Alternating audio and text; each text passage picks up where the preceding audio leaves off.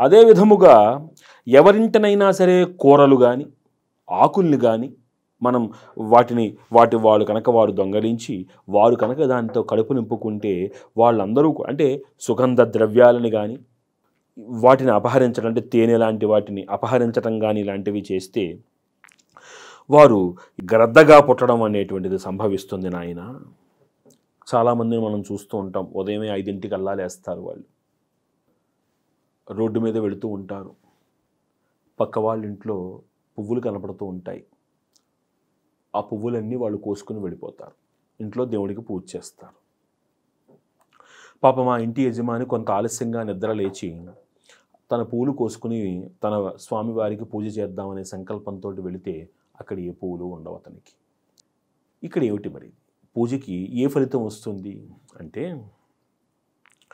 పూజ చెయ్యాలనుకునేటువంటి తాపత్రయానికి అనుగుణంగా వాడికి ఏ పాపము అంటకపోయినా వాడు ఆ పూలతో చేసినటువంటి ప్రతి పువ్వు యొక్క సత్ఫలితము కూడా ఈ ఇంటి యజమాని పుణ్యంలో వేస్తాడు భగవంతుడు. వాడు అక్కడ చేసేది మంచి పని, పూజ చేద్దామనే సంకల్పంతోనే వెళ్ళాడు, కానీ ఇక్కడ ఈ యజమానికి మానసికంగా భంగపాటును కలిగించాడు. ఏమని? తాను చేద్దామనుకున్నటువంటి పువ్వులను తాను తస్కరించి వెళ్ళిపోయాడు. అతను చేసేటువంటి ప్రతి పూజ తాలూకు ప్రతి క్షణ ఫలితము కూడా ఈ యజమాని పుణ్యంలోకి వెళుతుంది. వాడికి పాపం అంటకపోవచ్చు, ఎందుకంటే వాడు చేసేది సత్ఫలితమే, కానీ పుణ్యం మాత్రం మొత్తం వీడికే వస్తుంది. కాబట్టి పక్క వాళ్ళ ఇంట్లో పువ్వులను చూసి నా ఇంట్లో ఈరోజు పూజ బాగా చేసుకుందాం అనుకోవడం మటుకు మూర్ఖత్వమే అవుతుంది. తస్మాత్ జాగ్రత్త. ఆ విధంగా ఎక్కడైనా కనుక తాంబూల ఫలములు కానీ పుష్పములు కానీ ఇటువంటి వాడిని ఎవరైనా అపహరించినట్లయితే కనుక వారు అడవి యందు వానరముగా జన్మిస్తారయ్యా. ఎవరినైనా సరే క్రూరమైనటువంటి తత్వముతోటి, ఎవరి ఎడలైనా సరే క్రూరమైనటువంటి తత్వముతోటి కనుక నువ్వు నిర్దిష్టంగా వారితో ప్రవర్తన చేస్తే వారింటిలో నువ్వు మేకగా పుడతావు, జాగ్రత్త అని చెప్తోంది. మన ప్రభుత్వాలు కూడా చాలా గొప్పవండి అనకూడదు, కానీ అంటే కొన్ని నిర్ణయాలు చూస్తే మనకి కొంచెం నవ్వొస్తూ ఉంటుంది. దేవాలయాలలోకి వెళ్ళిన తర్వాత అక్కడ నువ్వు బలులు ఇవ్వకూడదు అంటారు, బలులు నిషేధము అని రాస్తారు. బలి అనేటువంటిది ఒక వ్యవహారం మనకి సనాతన ధర్మములో ఉన్నది. కొన్ని విధములైనటువంటి బలులు కూడా ఉన్నవి. ఇప్పటికీ కూడా మనకి యజ్ఞయాగాదుల యందు ఆ పశువు ఉందనుకోండి, అచ్చోసిన అంటాం అనే మాట, అచ్చోసిన ఆంబోతు అనే మాట వాడతాం.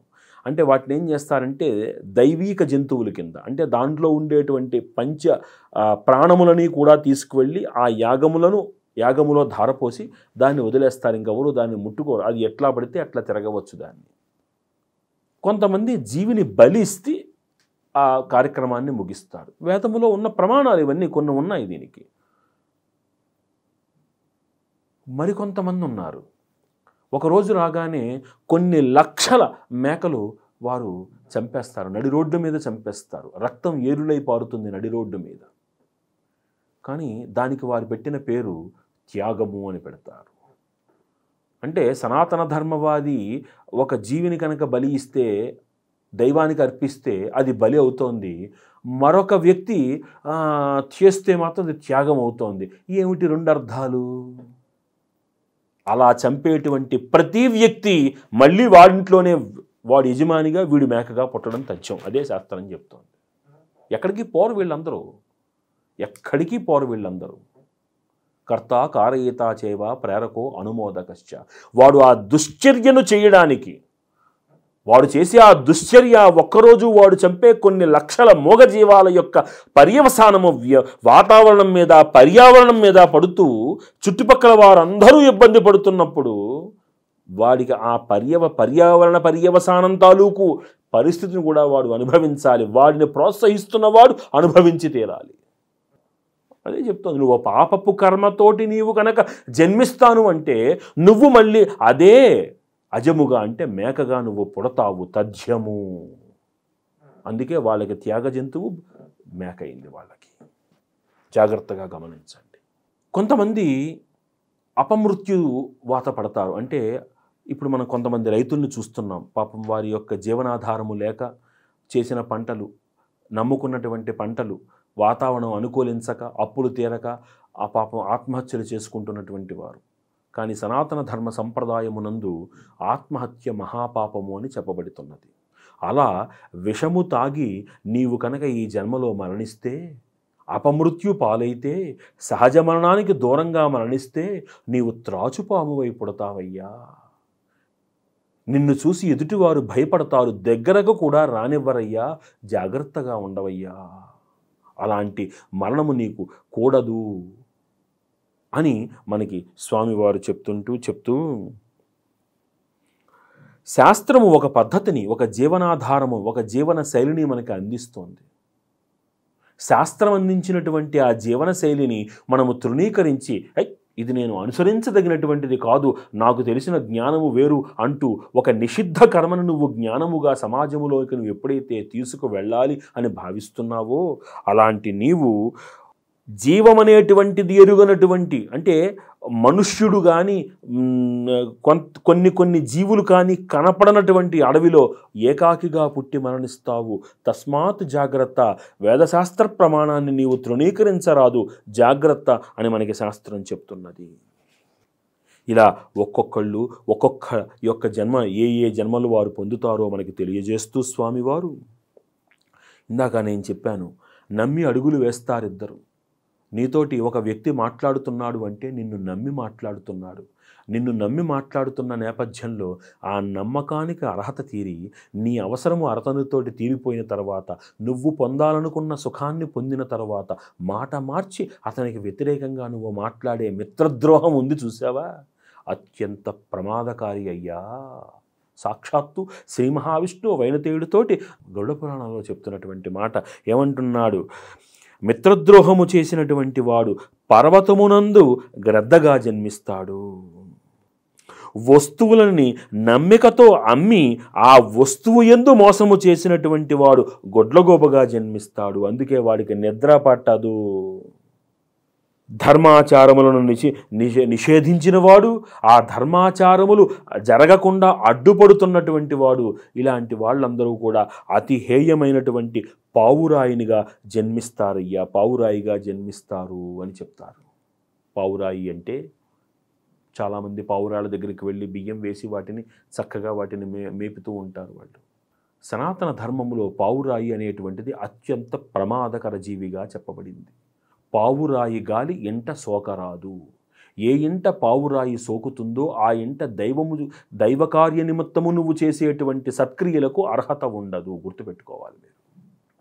ఆ ఫలితము భగవంతుడికి చేరదు పావురాయి ఉంది అంటే. ఎందుకంటే పావురాయి, పిల్లి, శునకము ఈ మూడు నిషేధ జంతువులు మనకి, గుర్తుపెట్టుకోండి.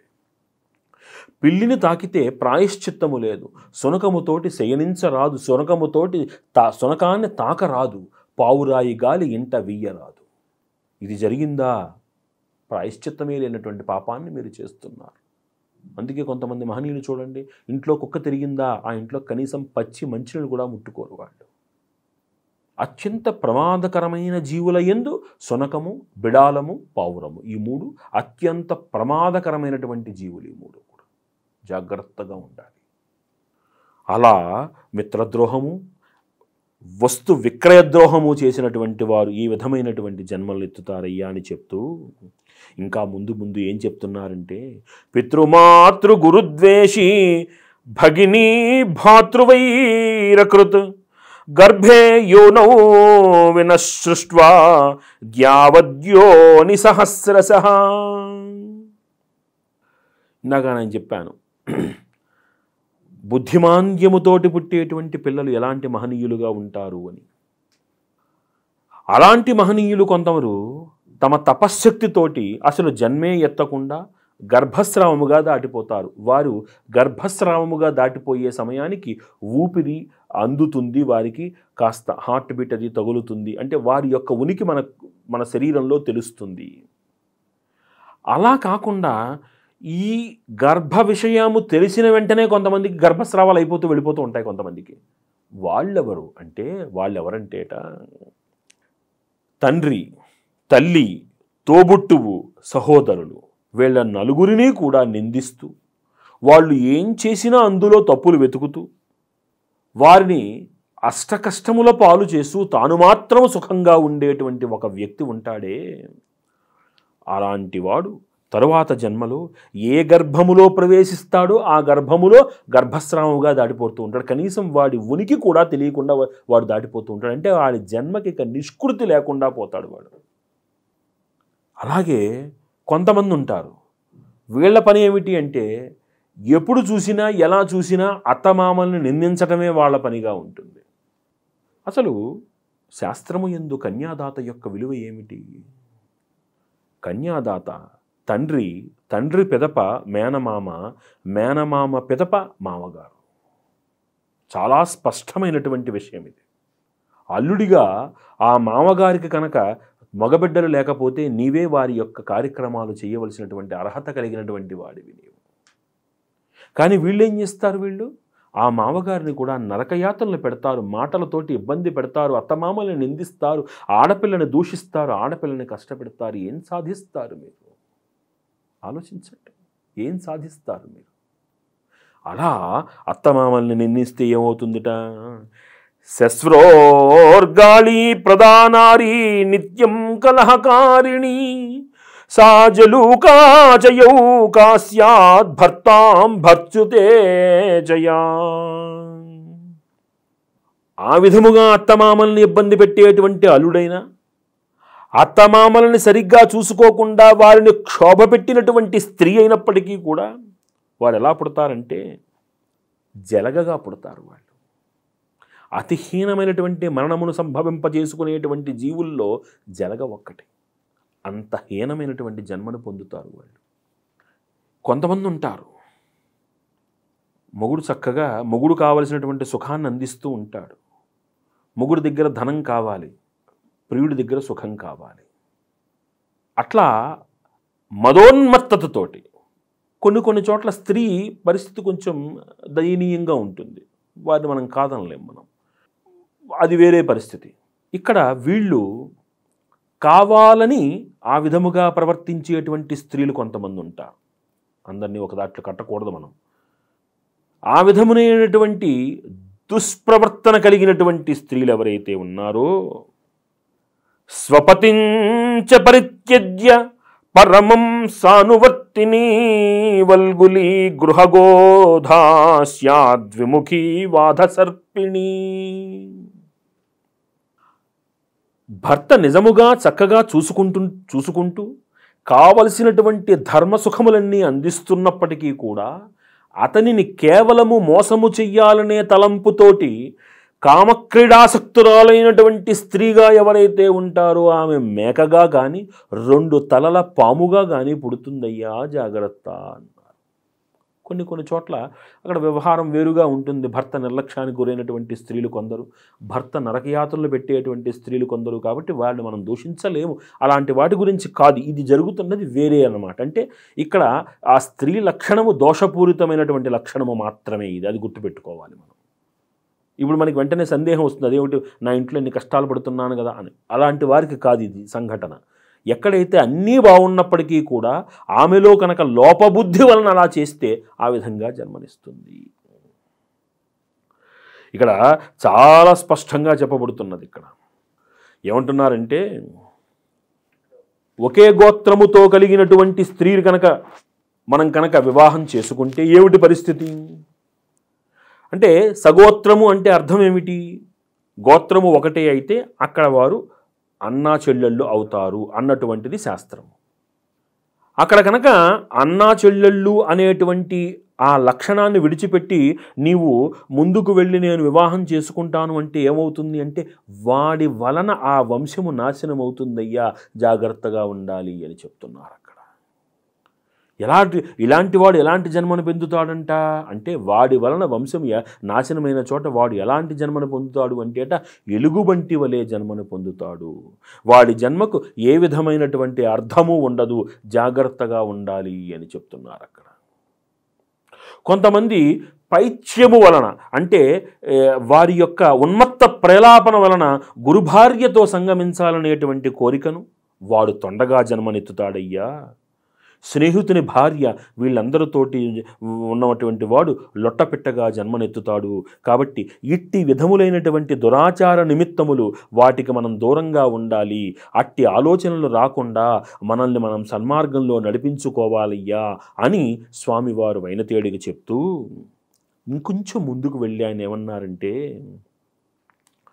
ఖరోష్ట్ర మహిషాణం హి బ్రహ్మయోని మృచ్చతి వృకస్వాన స్వగాలానాం సురాపాయాంతి యోనిషు. అయ్యా, బ్రహ్మహత్య చేసినటువంటి వాడు గాడిదిగాను, లొట్టిపెట్టగాను, దున్నపోతుగాను మొదలగు జన్మలు ఎత్తుతూ మళ్ళీ వీళ్ళందరూ కూడా మరుసటి జన్మ యందు అంతే హీనమైనటువంటి మరణాన్ని పొందుతారు. కళ్ళు తాగినటువంటి వారు తోడేళ్లుగాను, కుక్క, నక్క మొదలగు మన హీనమైనటువంటి పశుజన్మను ఎత్తుతారయ్యా. కాబట్టి తస్మాత్ జాగ్రత్త, ఈ విషయములు యందు నీవు స్పృహ కలిగి ఉండవలే అని స్వామివారు తెలియజేశారు. అక్కడ కొంతమంది ఇతరులు దాచినటువంటి ధనాన్ని, ఇతరుల భార్యలను అపహరించేటువంటి, అంటే రామాయణాది గాథలను కనుక మనం చూస్తే ఇతరుల భార్యలను అపహరించేటువంటి ఈ విధములైన పాపాన్ని, కొంతమంది బ్రాహ్మణుల సొమ్ములను అపహరించేటువంటి వాడు ఎవరైతే ఉన్నాడో వాడు బ్రహ్మరాక్షసుడిగా జన్మనెత్తుతాడయ్యా. కాబట్టి ఆ విధములైనటువంటి దుశ్చర్యలు మానవుడికి కూడదయ్యా.